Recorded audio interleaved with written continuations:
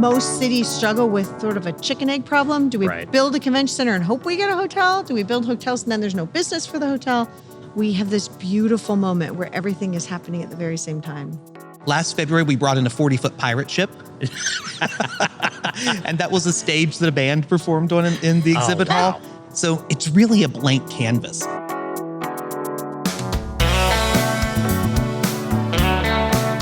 Hey, listeners. Welcome to the Big Ideas Raleigh podcast, the show where we pull back the curtain and let you in on the stories and inner workings of your Oak City.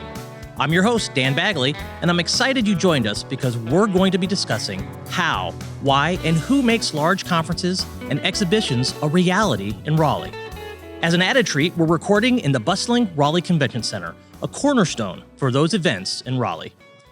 Joining me on this incredible journey are two special guests who are experts in creating unforgettable experiences and managing premier event spaces.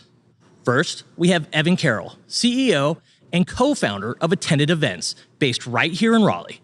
Evan is an experienced design expert who has crafted numerous conference-based events. Evan, welcome to the show. Thank you. It's a pleasure to be here.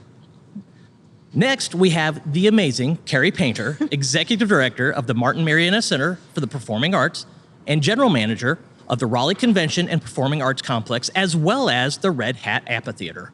Welcome, Kerry. Thank you. Okay, so to start these events off, I'm calling it an event today since we're talking about events. To start this podcast off, we do a little icebreaker. We have a little fun. And I'm going to play a game called Two Facts and a False.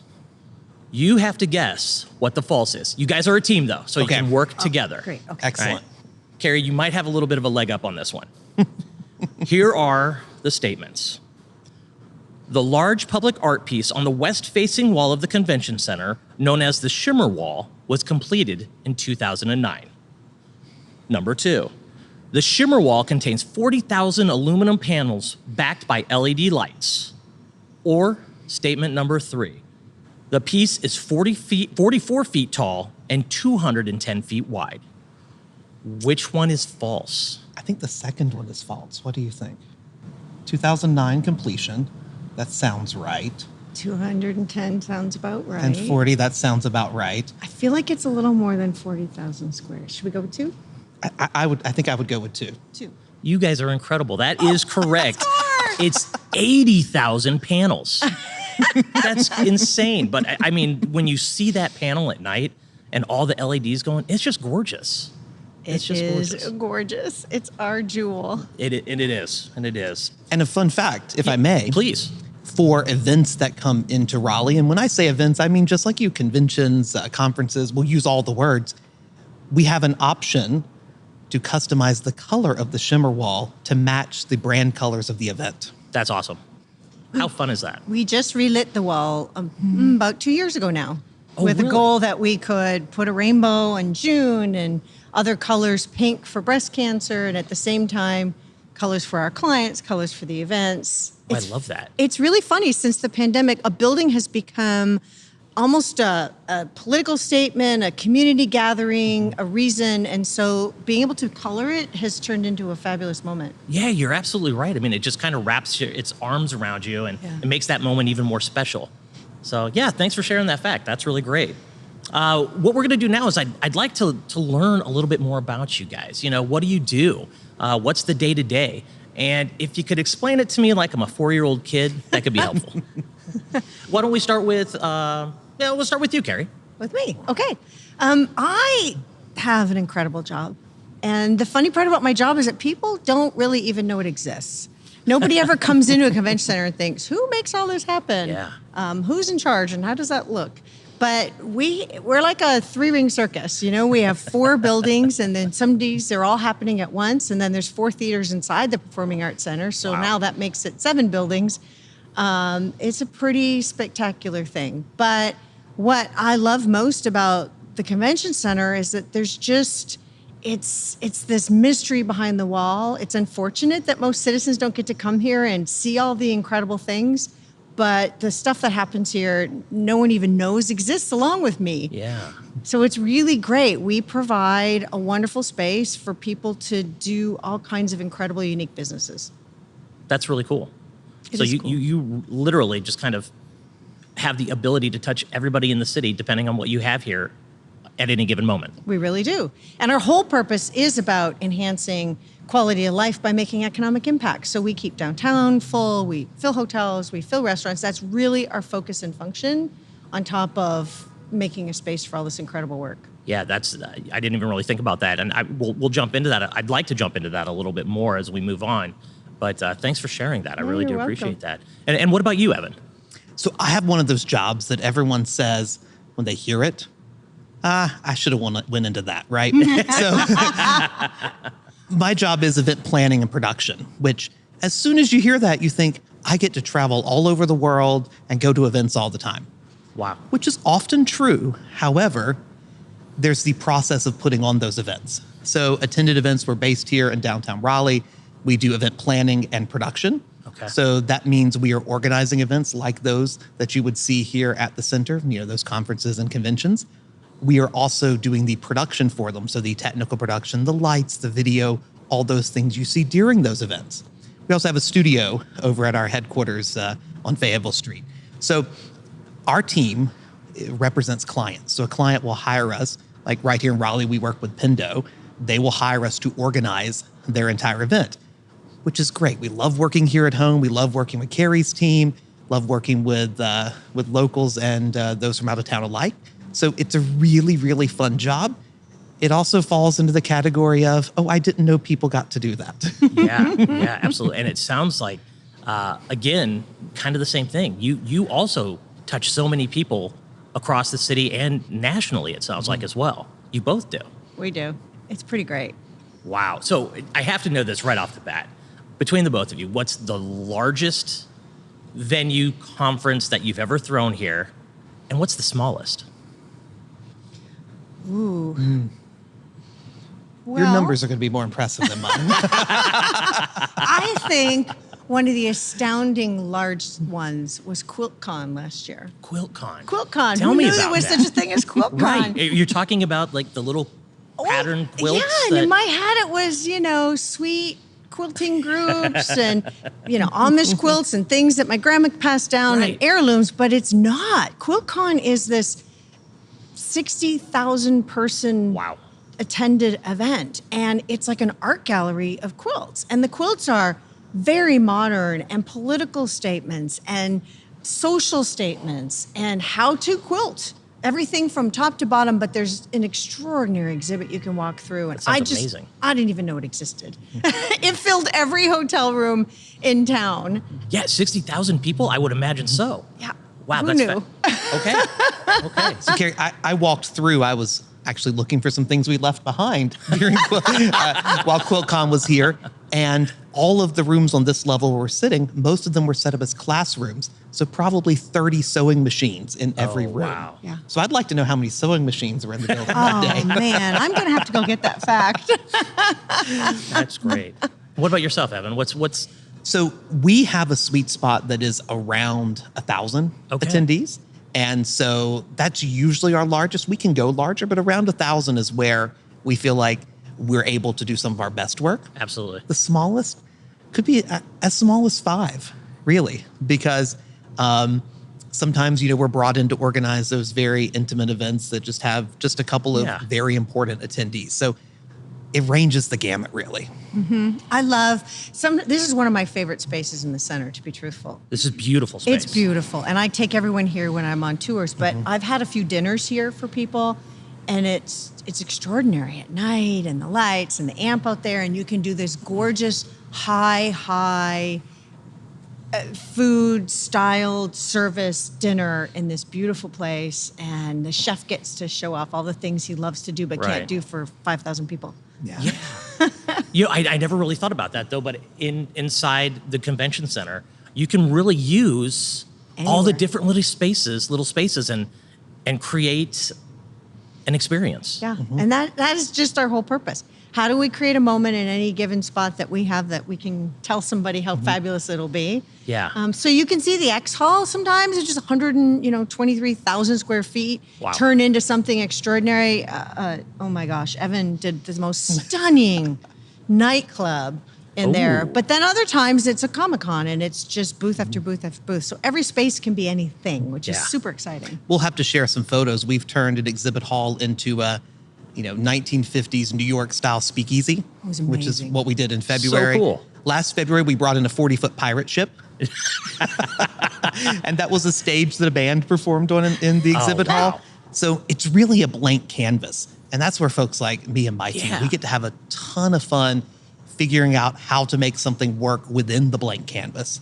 And that all sounds like fun, but there's also a lot of work, a lot of safety concerns. There's a lot of Sure. behind the scenes work to make all that happen.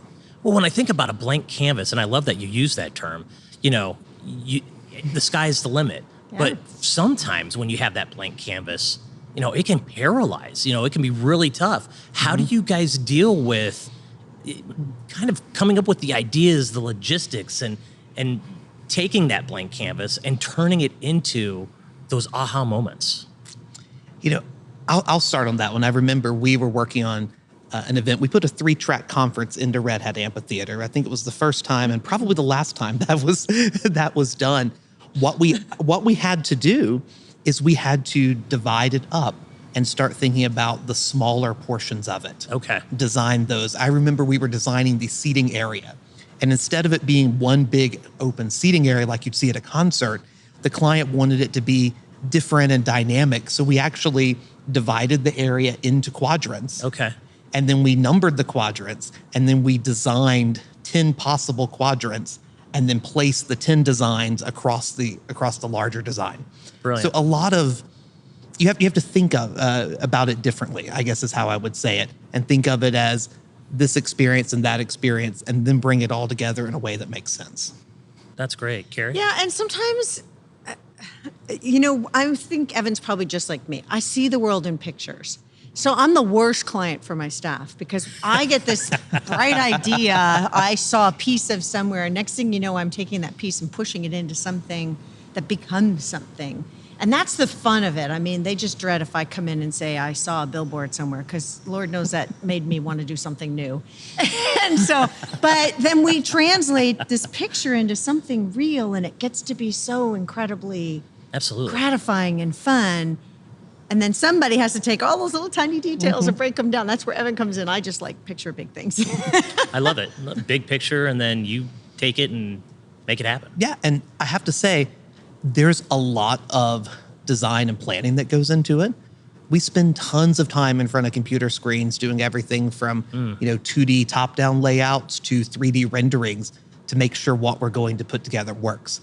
Because the thing that a lot of folks don't understand is sometimes we have 8 hours to set it up and less than that to take it down. And so sure. we have to have a very clean plan coming in the door to make sure everything can happen. Because the one thing that never changes with events, the deadline is always the same. Yeah. Yeah. The attendees are walking in the door at the time we said they're walking in the door. And it has to be done. And sometimes the details are extraordinary. We did esports and had the most heavy hang from our rigging points in the history of this building. It was Really? like 200 and something thousand pounds. Wow. And so you suddenly think, oh, wait, whoa, did we get an engineer? We got to think this through, because safety has to be paramount. Someone can't be standing under it and have it fall out of the ceiling. So you're talking like huge screens? Huge screens. And those weight, just weight for ton. us, Okay. we do a lot of esports competitions. So there's, live play happening in big screens and scoreboards in the middle. And sometimes it's like a football stadium in an X hall. Right. And you just got to be sure. You got to think it through. You got to engineer it. They've got to render it on computers, because you don't just show up and hope it works. Yeah, right. You have to plan it out. You have to. Absolutely. Well, this is good. I'd like to talk a little bit more about the power of conferences.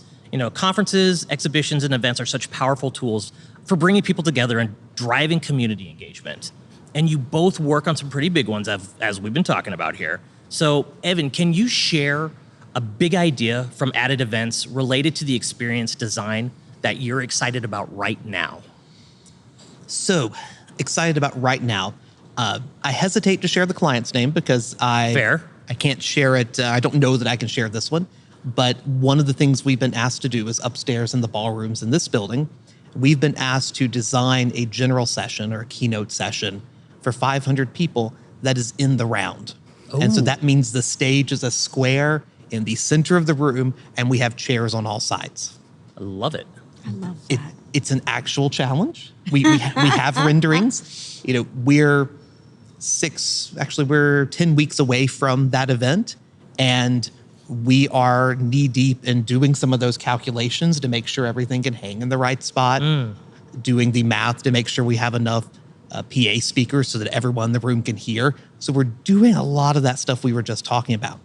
But I don't think there have been many in the round setups here in the building. So it's a challenge for us, and it's going to be a challenge for the building team. I have not seen one yet. So Well, you will hold the September, badge. here we go. So this could possibly be the first in the round at the convention center. It could be. And I Oh, love that's exciting. keynotes. I'm one of those weird people who loves to sit and be spoken to about something I had no idea in the world existed. That Absolutely. just thrills me to no end. Yeah, I enjoy that too. It helps. But so, Kerry, what about yourself? What are some of the big ideas as you help our area leverage these amazing spaces? So I think for me, the big ideas come out of this building. Raleigh's incredible export product, so to speak, is intellectual knowledge. We have so much intellectual capital here. And we see this building as a chance to show the world or bring the world to Raleigh. Love that. We had 3 incredible conferences that we managed to book recently, and I think they're a perfect example of this big idea. We did the 8th International Soft Matter Conference. I cannot explain to you what soft matter is. I've looked it up many times on Wow. Wikipedia.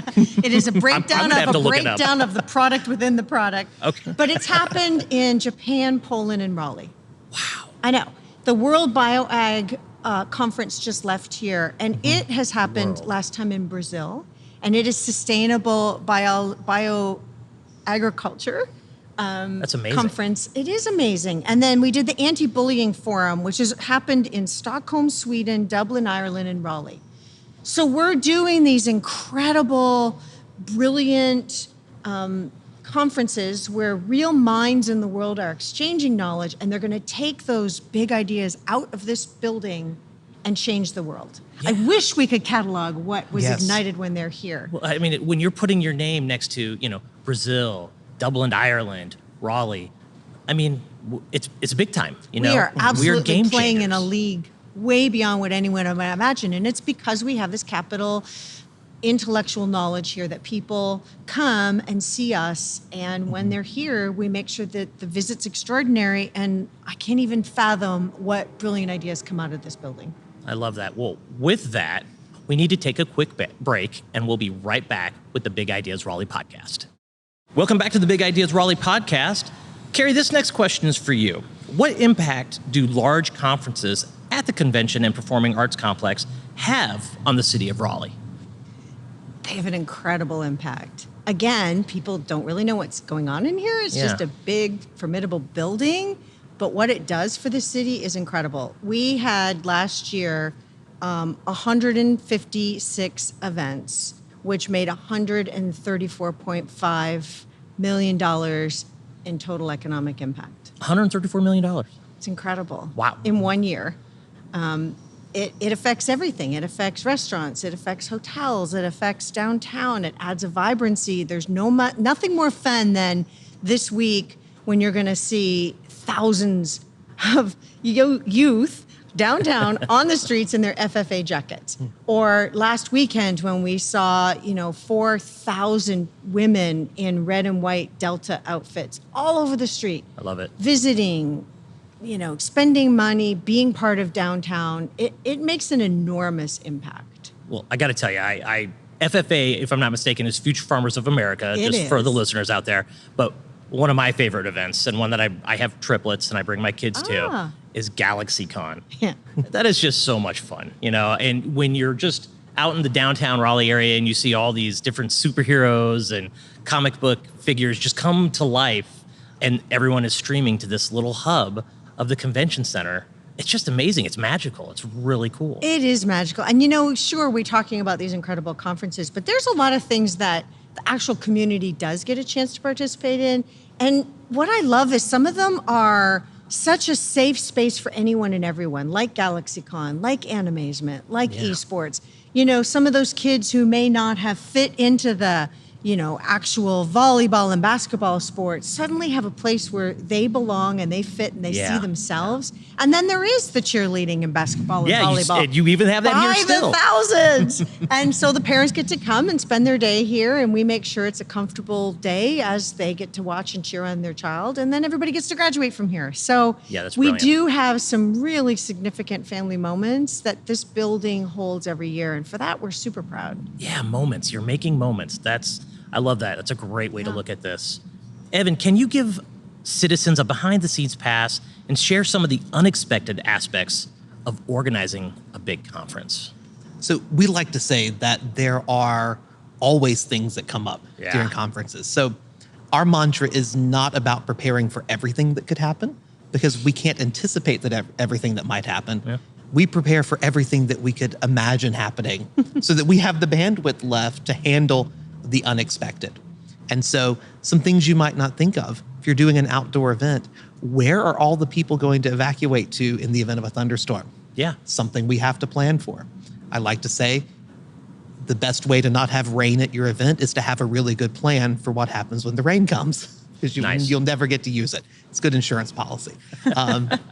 But all of the details that we put together, I think, are the most astounding things. That's a fun example. But if you think about a conference that 1,000 people attend, there might be 250 people who in one way or another touch the setup and execution of that event. Wow. So whether it's the staff here at the convention center, whether it's the catering staff here, whether it's the technical staff that we bring in, everybody from the people who hang things from the ceiling, we really like them, we need that to be safe, to the folks who set up the tables or bring out the food. There are dozens of people, hundreds of people even, involved in this process. And orchestrating all of that, that's kind of the fun part. Because there are moments where I'm putting on a large event, and Kerry probably thinks about this number as well, and I'll kind of add it up in my head. My goodness, there are 100 people working beneath me today just for this event. And I'm sure it's much more than that for you, Kerry. But it's astounding the number of people that we touch. So it almost sounds like you're a conductor and you're trying to create a symphony, and there's all these different pieces, the cellos, the violins, the trumpets, I don't know if a trumpet's in a symphony, but anyway. There is a trumpet in a symphony. Is there? Okay, yes. Good. All right, phew. I played trumpet, so I would know. All right, very cool. And they all have to work together to make the product happen. That's exactly right. That's a great analogy, because if one detail is off, let's say the oboe is out of tune, we know. But if the entire symphony is out of time, we also know that. So we have to work big picture and little picture at the same time. Mm-hmm. And it makes hundreds of jobs. It does. Really good jobs that, feel incredible and are wonderful. Even if you're cleaning a bathroom or cooking the food behind the scenes, you're a part of this symphony. Mm-hmm. You're right. When you talk about acting, there's no small part. That's right. It's the same thing in a center, the convention center, or the Red Hat, or at the Martin Marietta. You all have a specific purpose that you have to do to make it all come together. I love that. When you were talking about, when things go sideways, what's a fun one that's happened, in the past that you had to regroup really quickly and, move forward? Or something wacky that's happened? Well, I would say the Bluegrass Festival is a great example of that. Tell me more. We plan the Bluegrass Festival, the festival itself. It's an amazing on the street festival. and at the amp and outside. And there have been 2 times now in history where it has rained on the festival. And we've had to move an entire festival inside this building, or the theater and this. And it's some incredible all hands on deck, I got to tell you, to try to relocate, street fair feeling and booths and people and instruments and stages and all these things within a day and a half notice. Yeah. When we spend 11 months planning it, it's chaos for sure. Controlled chaos, though. It's controlled chaos. Yeah. And, every year we go through exactly what Evan just said. Do we hold these buildings for this? We really can't hold all buildings in case it rains. So we just cross our fingers, make a great plan, and hope. But it's happened twice, and there's many people who say, "Man, we loved that. Can we just leave it there?" But that does kind of kill the festival atmosphere outside. Yeah, sure. I can understand that. What about yourself, Evan? My goodness, there are so many. I'm going through my catalog trying to pick one. Because one of the reasons why our clients work with us is there's so many things that we simply handle for them. Sure. Like these last minute things that come up. Let's see, what would my favorite one be? My absolute favorite one. You know what? I'm gonna have to pass on that one. Any of the ones I have, they go too far into how the sausage is made, and nobody wants to know how that happens. Totally understand. Well, one thing that's interesting that I was kind of pulling out of this too were the partnerships that play along with the center and people outside of the center. So how do partnerships and collaborations enhance the conference experiences at your venues? Everything Evan does enhances the experience. We're a space. Yeah. We rent a space. We do extraordinary food and beverage. We bring in beautiful furniture. But then somebody has to have the capacity to take all the rest. And as you said, a big blank slate can be extremely overwhelming. Yeah. If you're not that kind of person that plans conferences. And not everybody is the planner. They just have to make it happen. Mm-hmm. Some are more experienced planners, and that's a little bit different. But Evan, everything he does brings in the layers that make events amazing. So the partnership is absolutely integral and important. Mm-hmm. Yeah, the layers. I love that. That's a great statement. Yeah. It is about the layers. Did you want to comment on that, Evan? Yeah, I'll throw in that. I think if we were to name all of the layers, I mean, there are layers. There's a furniture layer. There's a how people will move through the space layer. There's a food and beverage layer, a lighting and video layer, audio, making sure they can all hear. The schedule of how the event schedule is going to fit into the building and how rooms are going to change from one setup to another during that time. Because that's actually something a lot of folks don't realize about events is they're not set up once and done. You do the event and then you leave. That may be the case in sort of a one-room event, but in a center like this, it's constantly changing, and we're not just planning what it's going to be for the entire thing. What's going to be this on Tuesday, this on Wednesday, this on Thursday, and how are we going to make those changes happen and do so in a way that that everyone is able to do their part and has a reasonable amount of time to do it. So I guess I would say to listeners, next time you go to a conference or a convention, start looking at the little details. Yeah. And remember that everything you see, some person had to make a decision about that. Yeah. Some person had to set it up. Some person had to tear it down.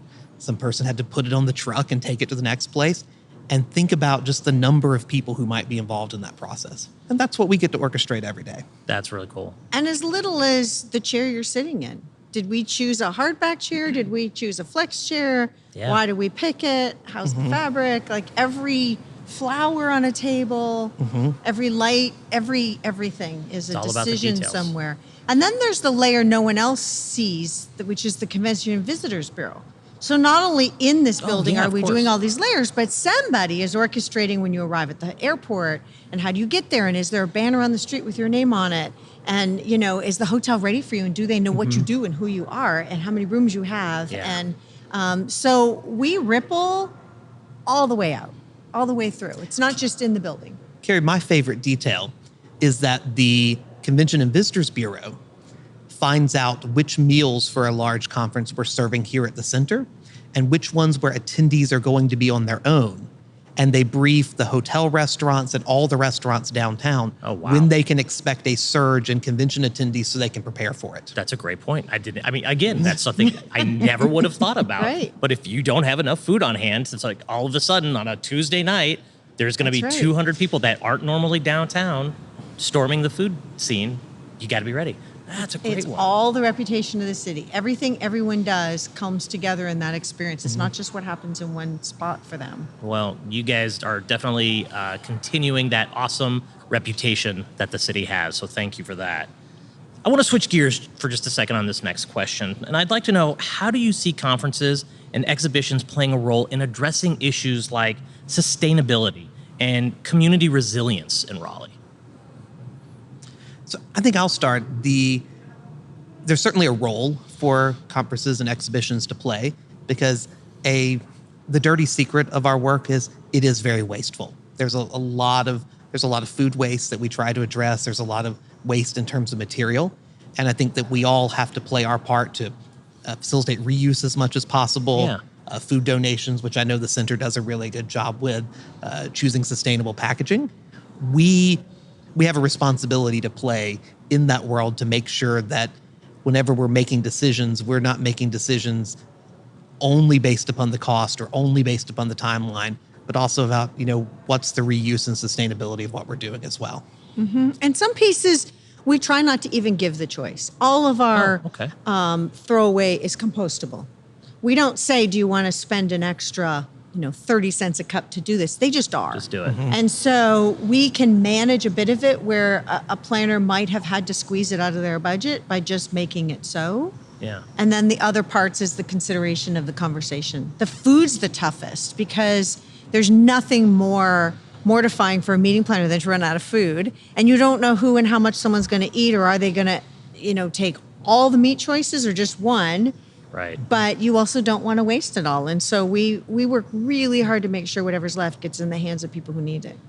Oh, that's fascinating. How do you do that? Well, we do many layers. We do donate afterwards. We take them to food kitchens. We work with the food faith shuttle. Interfaith food shuttle. I said it completely backwards. Yeah, but we got that. And we make sure that they get food. We also, we only order food when we have an event. So our kitchen's closed and the cupboards are empty. So if someone says, can you whip something together? It's like, no, we cannot, because we didn't order it because we didn't have an event, which also helps keep that down, right? But should we have extra or should we have something, we make sure that if it's going to expire, it's donated first. If nothing goes to waste that we can manage. We also tend to try to feed our staff and the servers. If you're a temp server, we don't want you feeding thousands of people thinking how hungry you are. Right. That's not acceptable. It's not human. I love that. And so everybody eats before they serve. We really take the care to do that. We watch over our staff in the same way. It just makes a difference. So that's special. I mean, that it's more than just a job. Then it has that feel of, a family, and I'm being looked after. And so I think that's really special. And the sustainability measures, it sounds like you guys are trying to look at all the angles to be as sustainable as can be. Is this a LEED certified building? It is. We're LEED Silver. And the new expansion will also be LEED Silver. Oh, can you talk a little bit about the expansion now that you brought that up? I can. We have a whole new building going in across the street, so we're very excited about that. The Redhead Amp sits on the land purchased for the expansion. Okay. We thought a short-lived amp, but it's turned into a treasure for all of downtown. It had 98,000 people come through it last year. So It's doing incredible work, made $17 million in economic impact, makes a difference. Wow. I know, just concerts. And this year we have 51, which is record-breaking. So it's going to move over a block, and then the new convention will go where it is sitting. It'll be about 300,000 square feet, give or take, and it'll have 2 huge flex spaces and all the desperately needed meeting rooms that we I love it. need now. So we're excited about that. They'll join over the street. And how long is that going to take? Well, the AMP will open in 26. Oh, wow. And the convention center will open in 28. So we are rolling fast. In the middle of that, the new Omni Hotel will be coming in, which has 550 rooms that we desperately need. So we're excited about that. Most cities struggle with sort of a chicken egg problem. Do we build a convention center and hope we get a hotel? Do we build hotels and then there's no business for the hotel? We have this beautiful moment where everything is happening at the very same time. Synergy. So Raleigh. So Raleigh. I love that. Well, we do need to take one more quick break, and we'll be right back with the Big Ideas Raleigh podcast. Welcome back to the Big Ideas Raleigh podcast, where my guests are Evan Carroll, CEO and co-founder of Attended Events, and Kerry Painter, Executive Director of the Martin Marietta Center for Performing Arts and General Manager of the Raleigh Convention Center and Performing Arts Complex, as well as the Red Hat Amphitheater. So when we left for break, we were talking a little bit about the expansion. Thank you, Kerry. But Evan, I'd like some of your thoughts on why you think this expansion is so important to Raleigh. So I'm so thankful that the taxpayers have enabled this expansion to happen, because large conventions, conferences, events require many things to come together. They require that we have the meeting space, which is exactly what this expansion delivers. Requires the hotel sleeping rooms, which the Omni is going to enable for us, and transportation, both ground transportation and air transportation. So having all of those pieces in place allows large conventions to choose Raleigh as opposed to Atlanta, Orlando, Nashville, because we have a better experience. You can be a big deal in Raleigh, right, because of our size, but we have to be able to service those larger events. Sure. That's what it enables. It helps companies like mine servicing these events. It helps restaurants. It helps the hotels. It helps the Uber drivers. It helps folks at the airport, and truly has a large economic impact on our region. And so events are big business. Right. And we should all know that. And it keeps people coming. It's interesting because we are funded by something called an interlocal tax. And what that is a hotel and food tax. Oh. And so it pays for not only us and our future, but it also funds other great things that we love. You know, the new Canes Arena updates, sometimes the museums, other cultural venues. And so it's this interesting wheel, so to speak, because the more we can make, the more we put back into that pot, the more we put in that pot, all these other things float.